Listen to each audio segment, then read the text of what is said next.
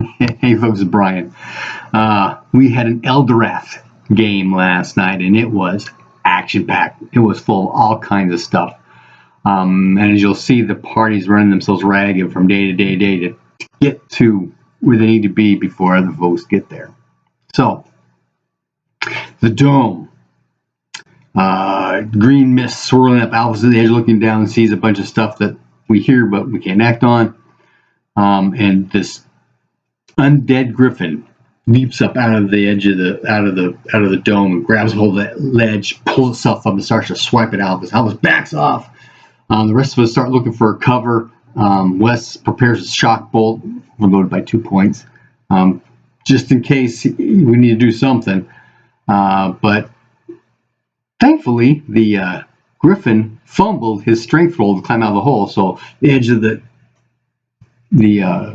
crevice fell loose and he falls to the ground. We all start booking it. There's this cart path to the north. We get on it, we start going. We hear some banging of the stairs and the doors and the stairs behind us, so we're trapped one way or another, so let's get out of here.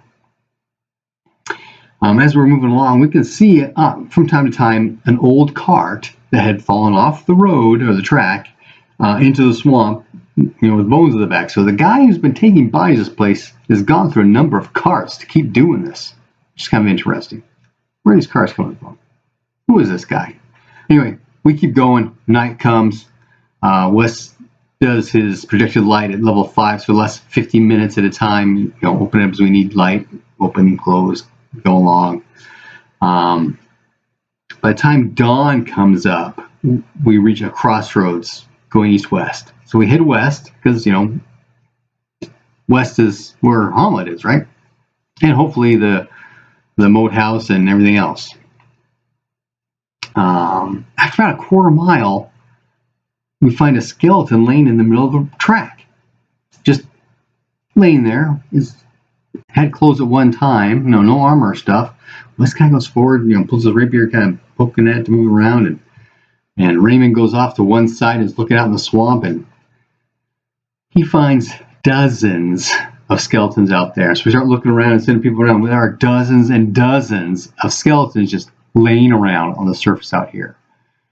So we're thinking this is some kind of undead army that just for some reason can only work at night. So when the daylight comes, it just pops down where it is. So we keep going. We eventually come to the moat house, and our plan is to get to the spider tower where we always hide out. That's our place.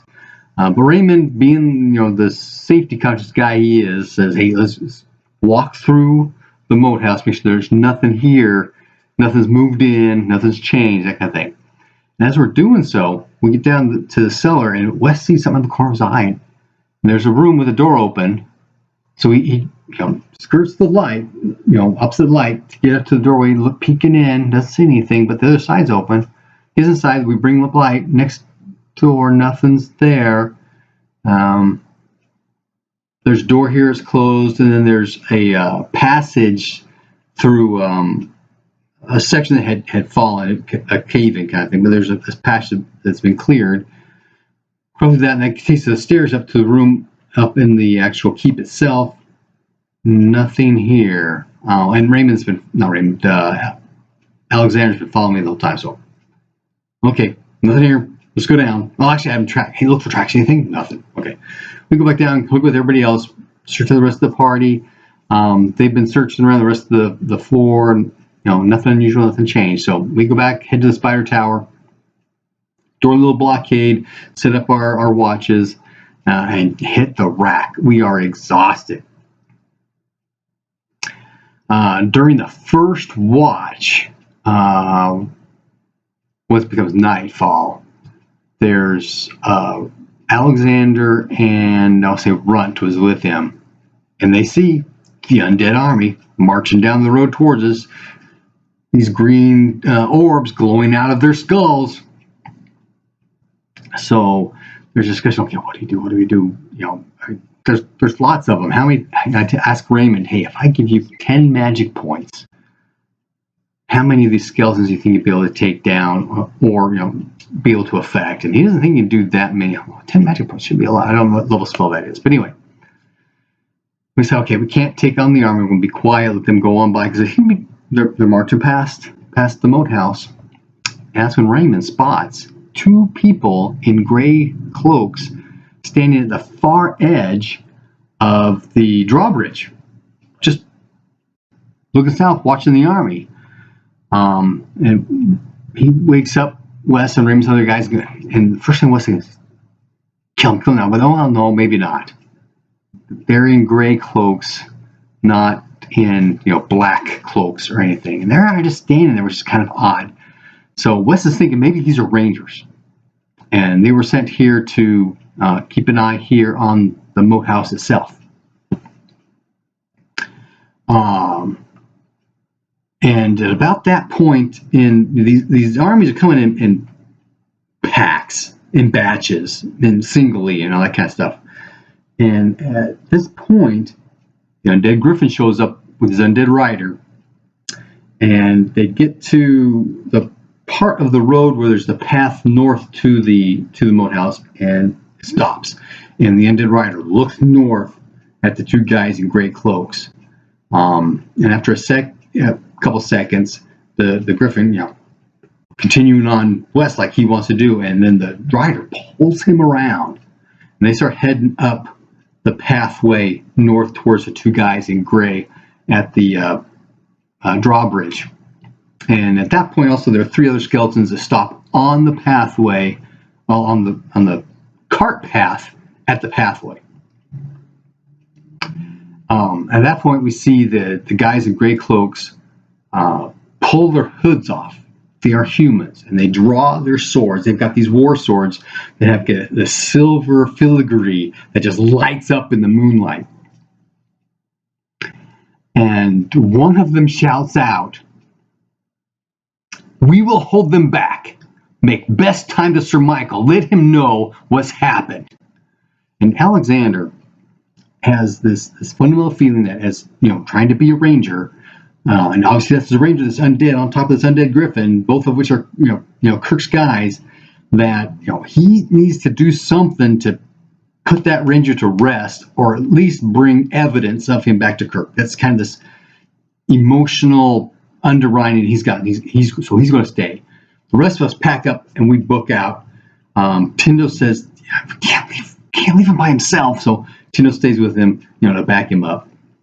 But the 2 guys in gray cloaks are at a choke point on the path to the moat house, to the drawbridge. So you can't get by the 2 guys.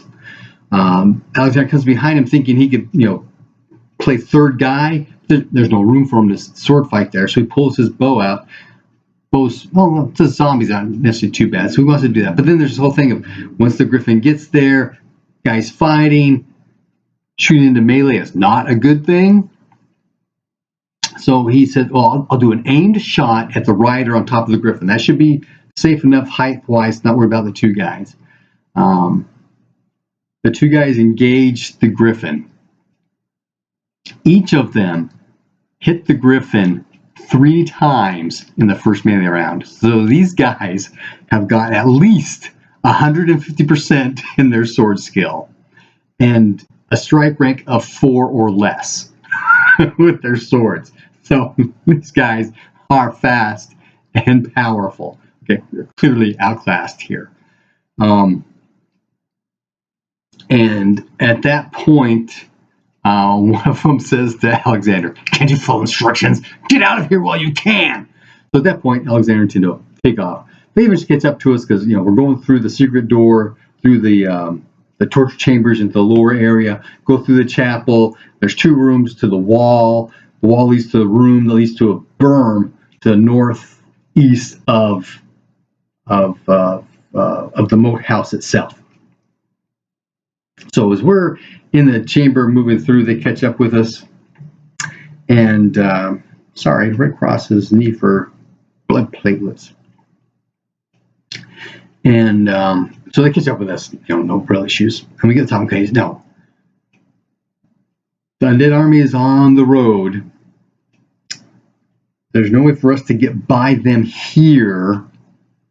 Maybe if we go through the path to the northeast side, there'll be a path south to the roadway. But we're not really hearing much. So we send Alexander and Runt to investigate the road. They move to the road and they see all the skeletons are moving into the moat house. When we were still there, actually, it's maybe after we left though, but while Alexander and Tyndall were there, the skeletons had moved and were attacking the moat house. They're coming across the river and into the different breach areas, moving in. So as there are two scouts are at the roadway looking, everybody has moved off the road and are essentially in the moat house. So we rush down to where the moat house is, and then we try to be quiet from here on through until we get by the other side, and then book it again is our idea. When we get to the moat house, though, there are 6 skeletons on the path, various spots still on the path between the cart path and the drawbridge. So we try to sneak by. We're not successful. So the skeletons identify that we're there. And they start coming towards us. Raymond casts his repulsions. I got a special success on that one. So all 6 of them go down. So we book it. And as we're running as fast as we can down the cart path, we'll run for a while, stop, take a breath, get our breath back, and run some more, stop and get our breath back.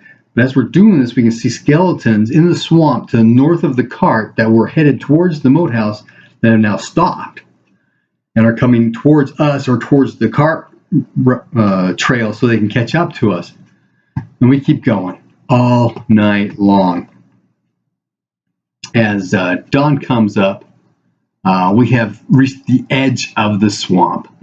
And as we go out of the swamp, there's this camping area that's fairly secure. That's routinely used by people who go and investigate the moat house. So we camp there and we rest for, I think it was 7 hours total. One person on watch, the rest of us sleep as we get 6 hours of sleep total, kind of thing. And then we got to keep going because we got to stay ahead of this skeletal army that's coming obviously towards Hamlet.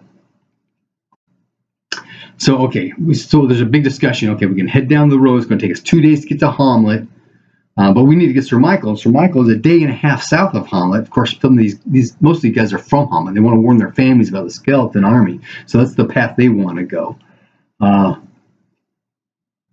Alexander tells us he knows of paths through the hills that will get us to the bridge in about a day and a half, which is much faster than going through the hills normally, and is faster than it would take for us to get to Hamlet. And so if we did the Hamlet thing, let everybody know that's 2 days, then head down a day and a half to Sir Michael. He's got horses, so it'll take him a half day to get back. That's 3 days before Sir Michael gets to Hamlet. The undead army is going to get there before then. So we generally decide, okay, take the path, and we go. So it's going to take us about a day and a half.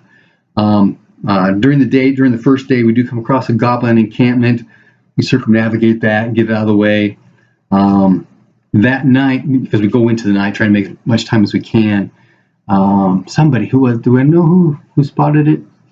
There's no, I don't know. There's a sentry, a goblin sentry up in a tree. Must have been Raymond, because Raymond's out in front, not Raymond, but Alexander, he's out in front, he's being our scout. He spots it. Wes casts his sleep spell on it. Didn't catch it. Sleep 5 on one goblin. Minus 20, and the goblin still made a save. So it casts it again the next round, and that's enough. The goblin falls asleep, falls out of the tree. There's this big discussion as we're going by. How's he going to be asleep? Well, there's two rounds of magical sleep. After that is normal sleep. So if he gets wakened up, he'll wake up. And as we're running off, going, what if he broke his arm on the way down? Would that wake him up after the 2 rounds are over? Who knows?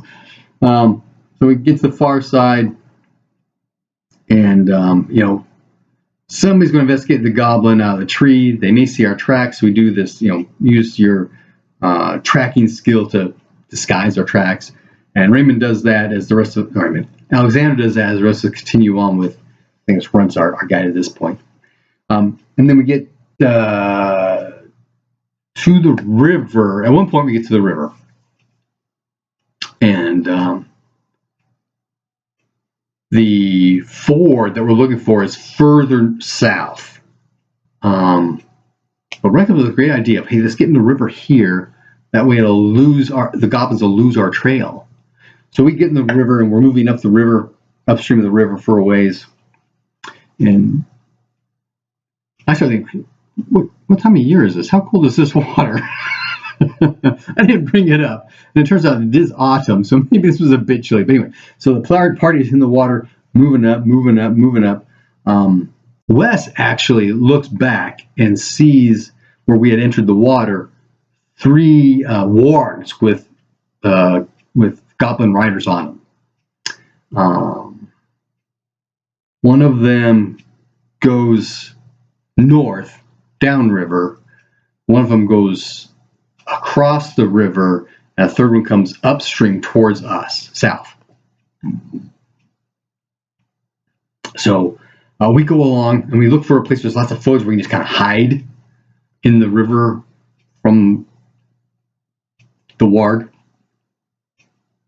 And the warg does come by. Apparently he missed his roll because he continued on south past us. So we wait a bit to make sure he's on down the path, and then we get off, get in the dry land, start going down till we get to the ford. And at the ford there are fortifications,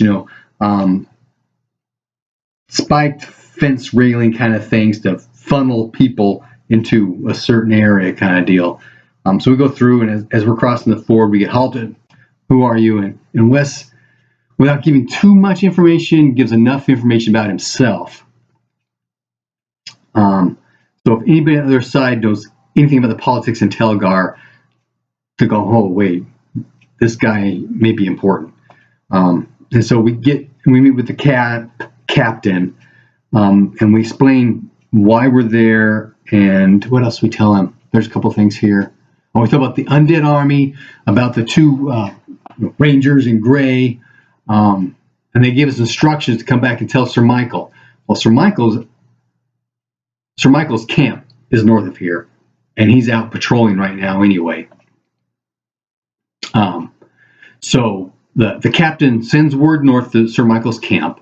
He gets a wagon ready for us and gives us some hot food. He does tell us that there's strange things going on in Hamlet because Rufus has divided his guards. He sent some down here. He sent some off the Telgar. So this captain gets kind of concerned about the safety of Hamlet, especially if there's this undead army coming through. And at some point we explain the whole Barnes issue. It's not really Barnes. It's either a doppelganger or one of Fork's lieutenants disguised as Burns, or has taken over Burns' mind or something. And then we tell them about this whole thing with Rufus and the money and the coins. They asked us if we have any of these coins. Well, no, we don't.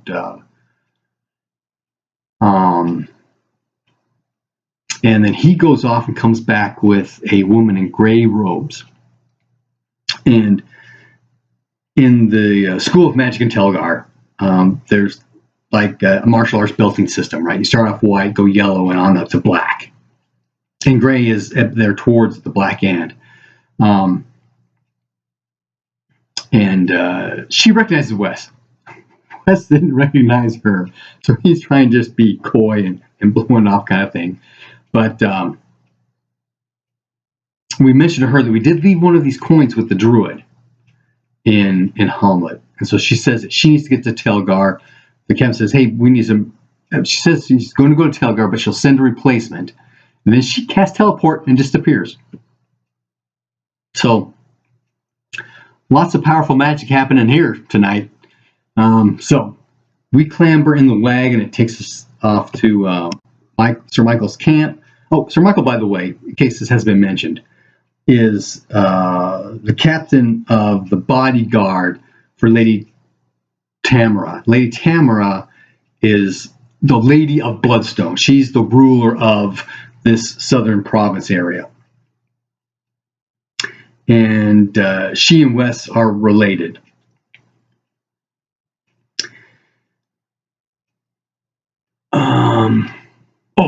So Wes initially did a stint as a squire into one of Sir Michael's knights.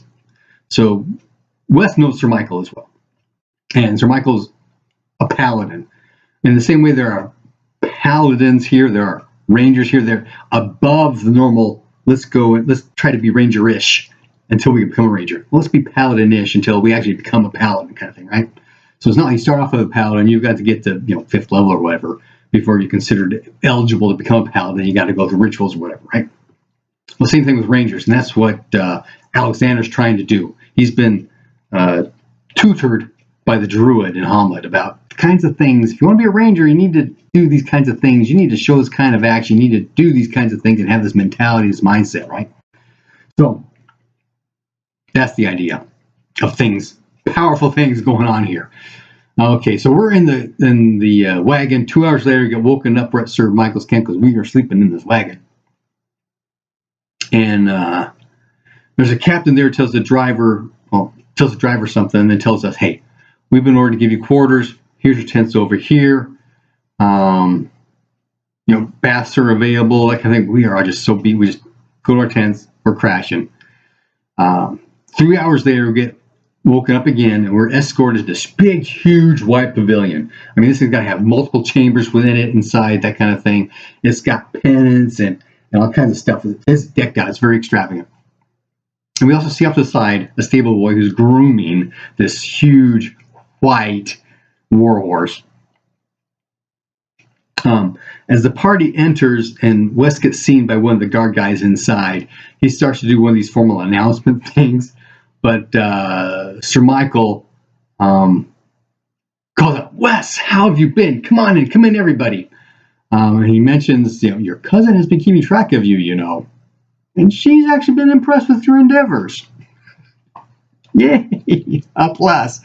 And then he starts to unbuckle his armor, so Wes goes and helps him with the armor, plain squire kind of thing. And also noticeable in this room, there's this table laid out with food, camp chairs, right?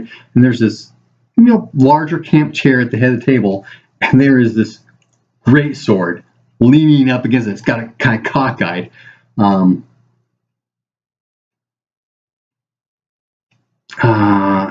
Embossed perhaps on the crossguard piece, but has this large red stone as part of the pommel, which always says, okay. So we tell our tale to Sir Michael. Actually, if Wes does, they're going to make him do it. So Wes tells a tale. Everything from something's wrong with Burns. He's got control of Rufus. Enchanted coins identified by the druid. We spent it all at the town shop there. Heading towards the moat house. We get to the moat house, underneath, river, boat ride.